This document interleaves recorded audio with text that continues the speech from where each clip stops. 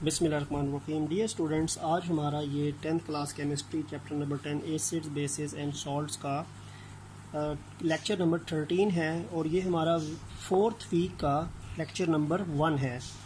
Topic जो आज हमने शुरू में डिस्कस करना है, these are basically acid base indicators. हमने एसिड बेस और एसिड बेस के जो इंडिकेटर्स हैं उनकी बात करनी है। तो पहली बात तो ये है कि इंडिकेटर्स क्या होते हैं। इंडिकेटर्स दरअसल ये एक ऐसे ऑर्गेनिक कंपाउंड्स होते हैं जो कलर्ड ऑर्गेनिक कंपाउंड्स कहलाते हैं, जो एसिड या बेस की एडिशन के बाद अपने कलर को चेंज करके हमको ये बताते हैं कि हमारे पास जो गिवन सब्सटेंस है, जो गिवन अननोन सब्सटेंस है, वो एसिड कैटेगरी में आता है या बेस कैटेगरी में आता है। ठीक है, तो सबसे पहले अगर हम ये देखें कि ये अपनी इनकी डेफिनेशन क्या बनेगी, तो they are coloured organic compounds, ठीक है, that change their colour by changing in the pH of solution। यानी इंडिकेटर्स ऐसे कलर्ड ऑर्गेनिक कंपाउंड हैं जो अपने कलर को चेंज करेंगे जैसे जैसे पीएच ऑफ सॉल्यूशन के, यानी सॉल्यूशन की पीएच में चेंज आता जाएगा।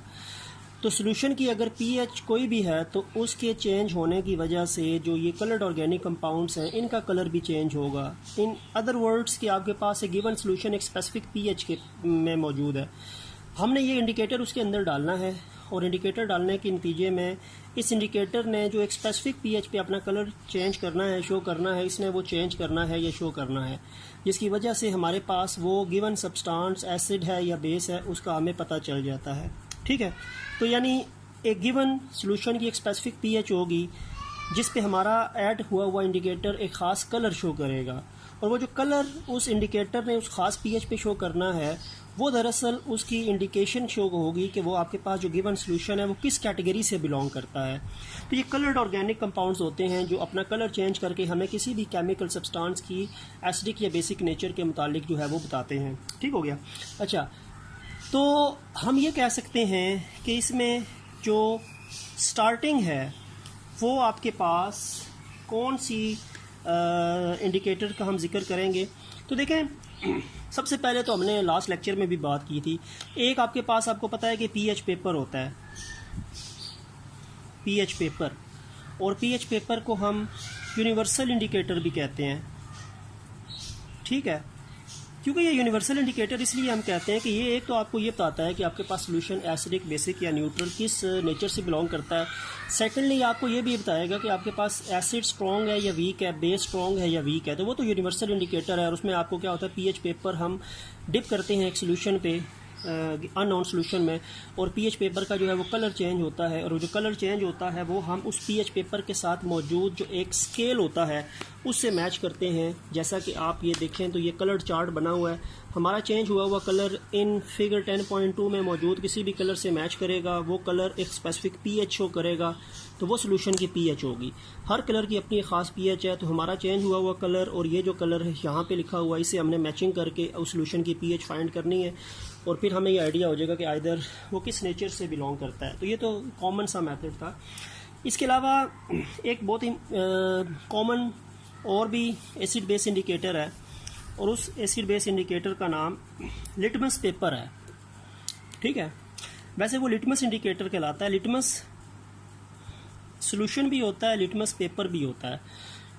ब्लू लिटमस सॉल्यूशन या रेड लिटमस सॉल्यूशन या ब्लू लिटमस पेपर या रेड लिटमस पेपर, उनकी आप कह सकते हैं कि सॉल्यूशन यानी लिक्विड फॉर्म में भी होते हैं या फिर एक पेपर स्ट्रिप की फॉर्म में भी होते हैं। तो काम और एक ही है, वो एसिड बेस की इंडिकेशन आपको बताते हैं। अब लिटमस पेपर जो हैं ये दो तरह के हैं, एक होता है जी ब्लू लिटमस पेपर और एक होता है जी रेड लिटमस पेपर। अच्छा, अब ये करते कैसे हैं।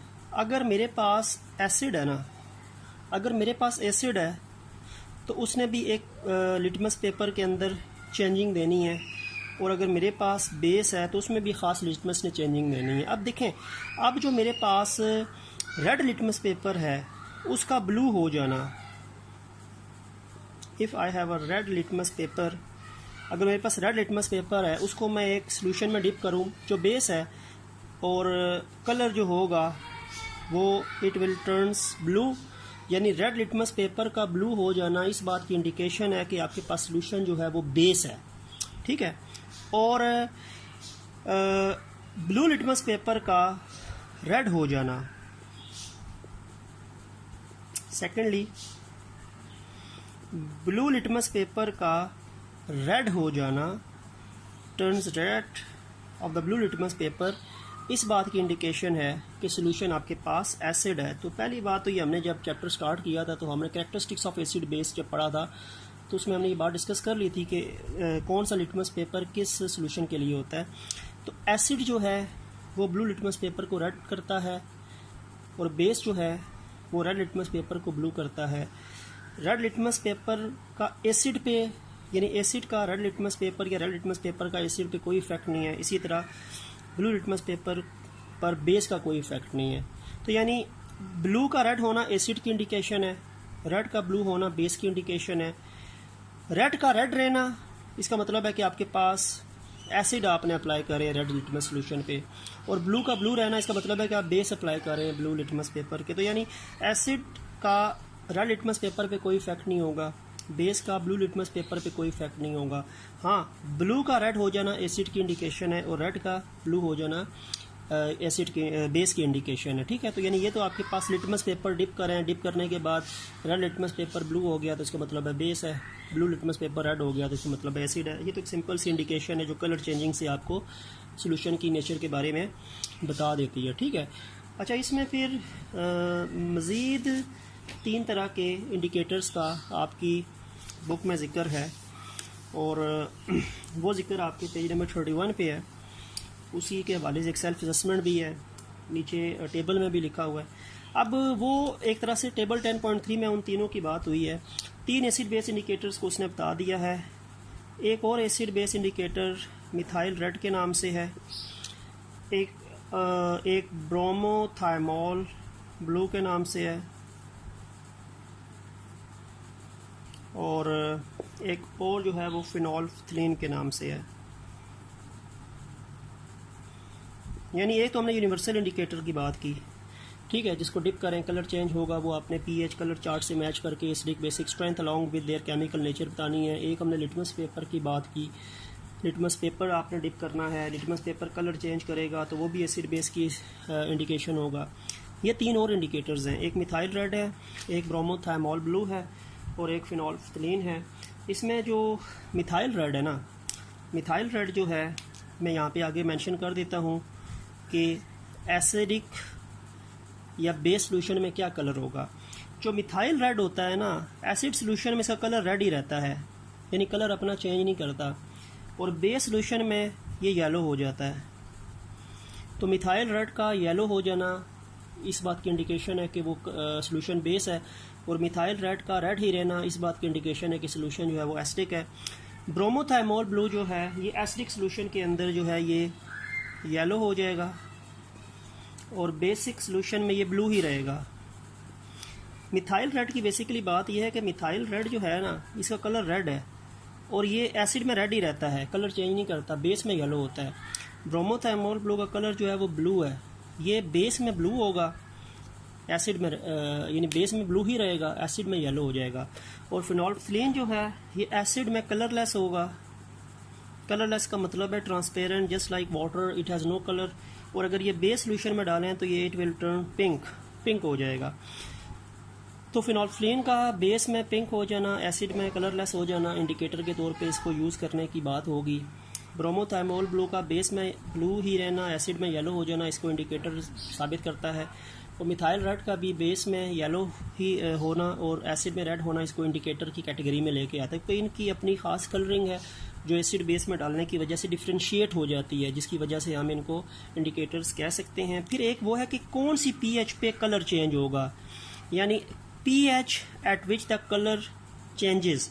मिथाइल ये जो रेड है ये 5.5 pH पे कलर चेंज करेगा। 5.5 के बाद येलो, 5.5 से पहले रेड। ब्रोमोथाइमोल ब्लू 7 pH पे कलर चेंज करेगा, यानी वो pH जिस पे कलर चेंज होगी ब्रोमोथाइमोल ब्लू की वो 7 pH है। और 9 जो है वो फिनोल्फ्थलीन का pH है जिस पे कलर चेंज होता है। तो pH at which colour changes is basically 5.5 for methyl red, 7 for bromothymol blue and 9 for phenolphthalein. 9 colour changing point है, ठीक है। 9 से पहले पहले कलरलेस, 9 के बाद पिंक, 7 से पहले येलो, 7 के बाद ब्लू, 5.5 होने पे येलो, उससे पहले जो है वो रेड।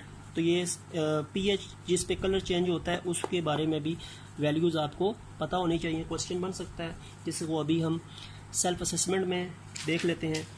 तो एक सेल्फ असेसमेंट जो आपके पास है वो इसी पेज पे है, 10.4 पे है। 10.4 page number 31, self assessment number 10.4। ये जो भी हमने टेबल पढ़ा है उसके हवाले से ये है। पहला सवाल तो यही है कि कोई से 3 एसिड बेस इंडिकेटर्स के नाम लिखें। जो भी हमने पढ़े उन्हीं के लिख लेते हैं। एक लिख लें जी ब्रोमोथाइमोल ब्लू, यानी write the names of any 3 acid base indicators. Bromothymol blue लिख लें, मिथाइल रेड लिख लें, ठीक है, और फिनोल्फ्थलीन लिखें। तो ये तो 3 इंडिकेटर्स हैं जो क्वेश्चन नंबर 1 का आंसर बन जाएंगे। दूसरा सवाल ये है कि मिथाइल रेड जो आपके पास इंडिकेटर है pH 4 पे क्या कलर बनेगा उसका, और pH 9 पे क्या कलर बनेगा। बात किसकी हो रही है? बात हो रही है मिथाइल रेड की। यानी what will be the colour of methyl red in solution pH 4 and in solution of pH 9।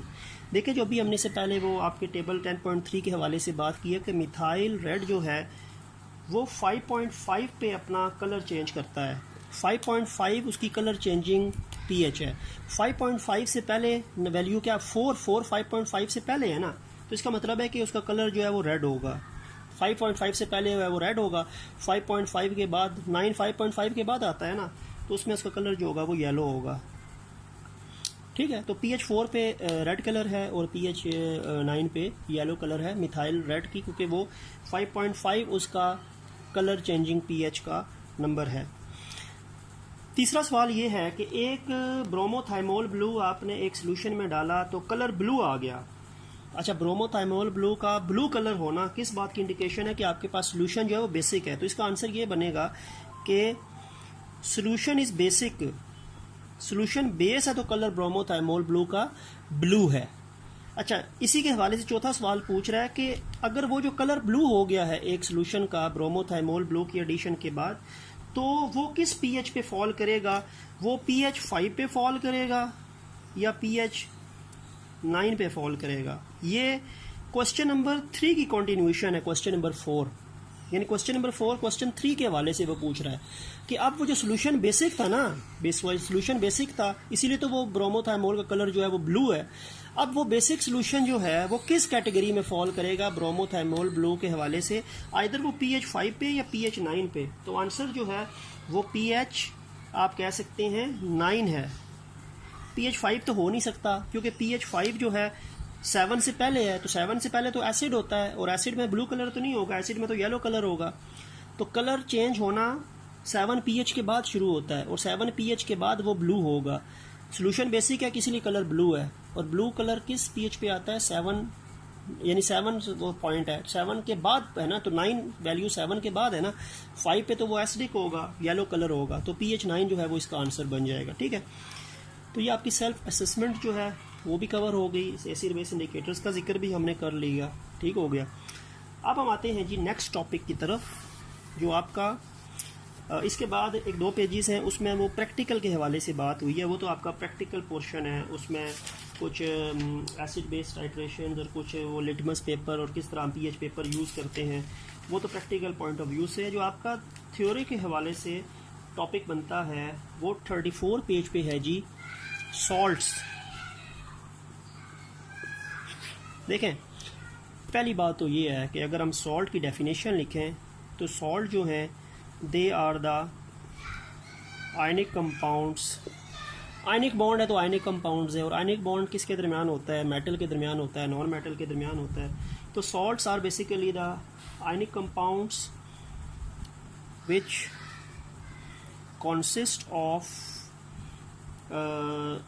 consist of आप कह सकते हैं कि metallic, which consist of metal and non metal. जारी बात है जब एक चीज़ आयनिक होगी तो उसमें एक मेटल होगा और एक नॉन मेटल होगा, एक मेटेलिक पार्ट होगा, एक नॉन मेटेलिक पार्ट होगा, एक इलेक्ट्रॉन लूज और एक गेन करने से जो बनता है आयनिक बॉन्ड, ठीक है। तो salts are the ionic compound which consist of metallic part and non metallic part, ठीक हो गया। And we can also define as salts are the compound which are formed by neutralization reaction of acid with base।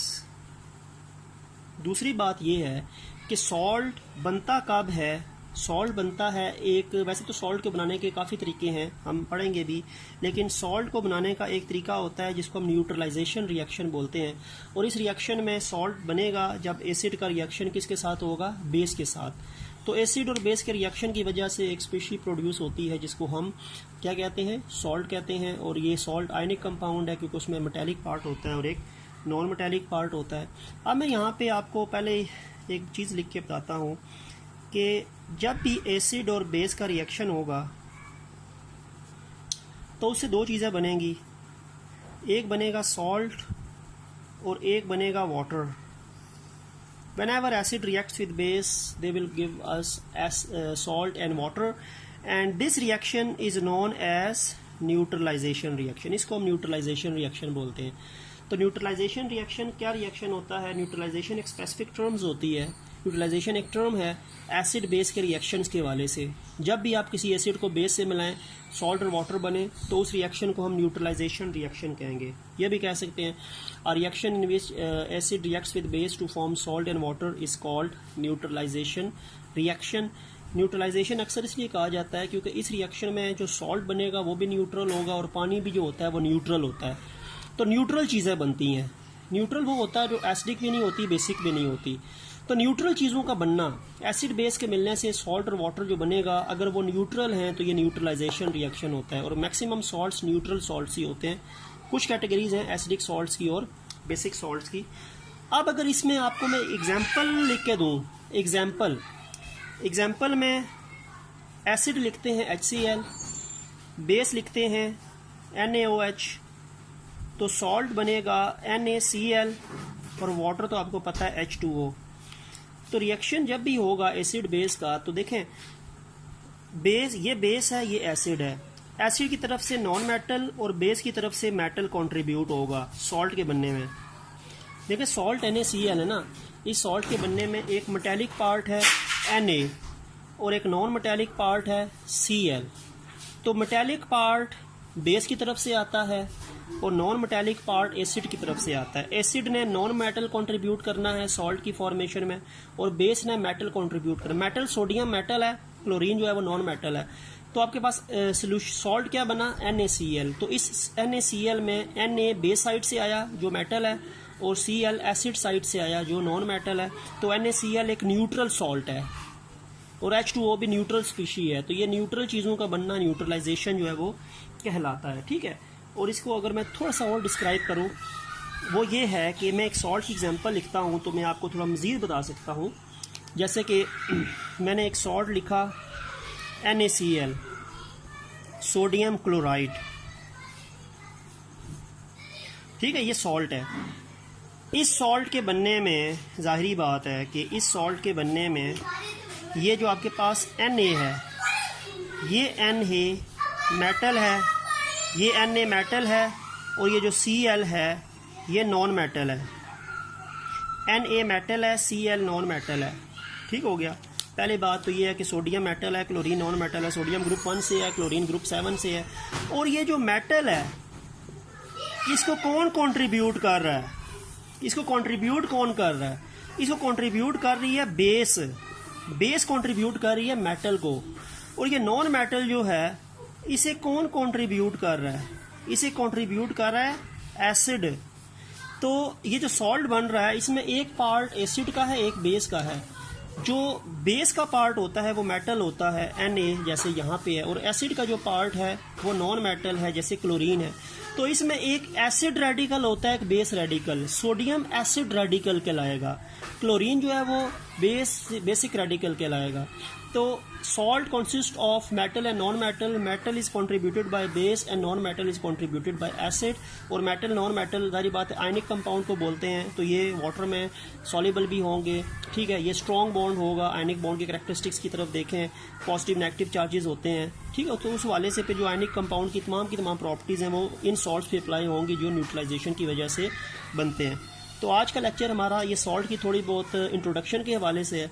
इंशाल्लाह next lecture जो होगा वो हमारा salt की मज़ीद डिटेल, कुछ न्यूट्रलाइजेशन रिएक्शंस को हम स्टडी करेंगे, उनको बैलेंस कैसे करते हैं, तो वो सारा टॉपिक होगा। फिर यूजेस ऑफ सॉल्ट्स की तरफ आएंगे। तो बाकी टॉपिक्स जो होंगे वो हम नेक्स्ट लेक्चर में डिस्कस कर लेंगे। आज का लेक्चर उम्मीद है कि सिंपल का आपको इसकी अंडरस्टैंडिंग होगी। तो नेक्स्ट लेक्चर तक के लिए अल्लाह हाफिज़।